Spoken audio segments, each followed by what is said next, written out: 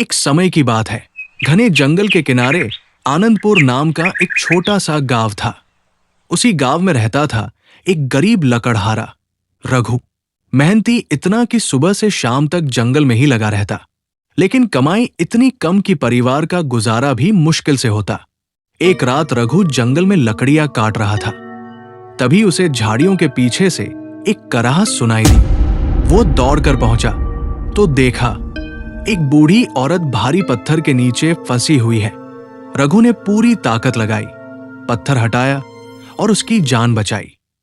बूढ़ी औरत मुस्कुराई और बोली, बेटा, तूने मेरी जान बचाई है, बदले में ये जादुई राख रख ले।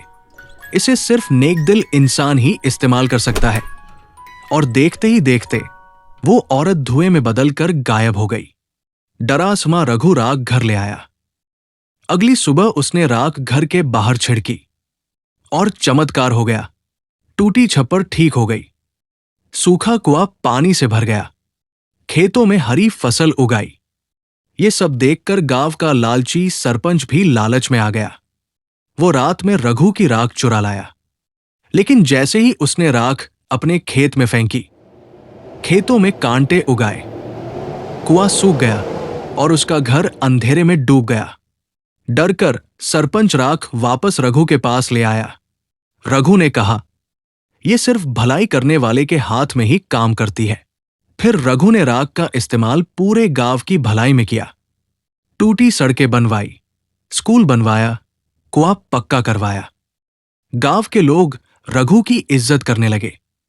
और तभी आसमान में चमकता प्रकाश दिखाई दिया। वही बूढ़ी औरत, अब दिव्य रूप में। वो बोली, रघु, तूने साबित कर दिया कि असली जादू भलाई में है। अब यह राख हमेशा तेरे साथ रहेगी। और इस तरह रघु पूरे गांव का हीरो बन गया।